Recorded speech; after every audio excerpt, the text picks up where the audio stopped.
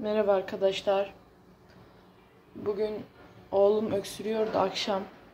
Kara turpla, siyah turpla öksürüğüne iyi geldiğini duydum.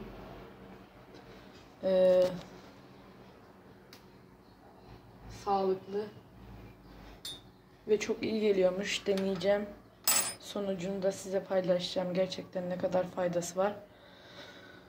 Turpumuzun içini oydum. Şöyle oydum içine. Altını delmemeye dikkat edin. Anne, cihazın fıstığı var. İçini oymamaya, altını delmemeye dikkat edin. Şöyle. İçerisine 1 yemek kaşığı kadar bal koydum.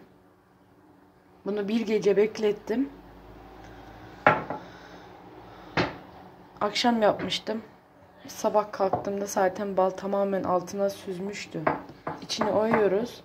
Tekrar şu kapağını geri koyuyoruz arkadaşlar. Bir gece bekletiyoruz. Ve bugün içireceğim çocuğuma. Ve faydası ne kadar var sizlerle paylaşacağım. İnşallah faydasını görürüz. Ve bu turpu bir defa daha kullanabiliyormuşuz. Arkadaşlar. Tekrarını kullanabiliyormuşuz. Tekrar bir tane daha yapabiliyoruz yani. Aynı şekilde. Bunu temiz bir yere koyuyorum. Siyah turp bildiğimiz. Akmış.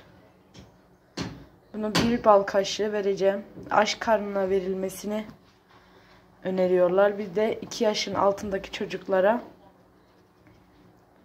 içerisinde bal olduğu için vermeyin diyorlar. Benim oğlum 7 yaşında olduğu için ben oğluma vereceğim. Aç karnına sabah. Öksürüğü hafif olanlara sabah bir defa aç karnına. Çok olanlara sabah akşam 1 tatlı kaşığı veriyoruz. Ve deneyelim. İlk defa deniyorum.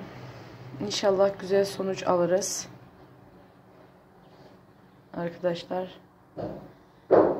Ve deneyerek de inşallah burada bazı kişilere, videomu izleyenlere faydasını görür inşallah.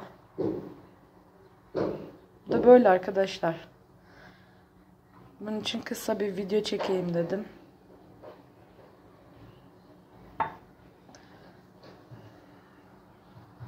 Dediğim gibi faydasını görürsek yorumun altına yazacağım. Kanalıma abone değilseniz olursanız sevinirim.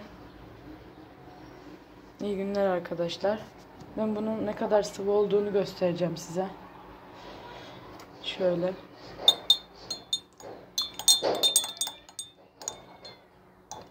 Şöyle arkadaşlar.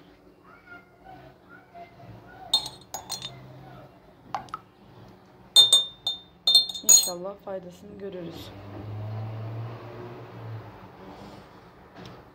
İyi günler diliyorum.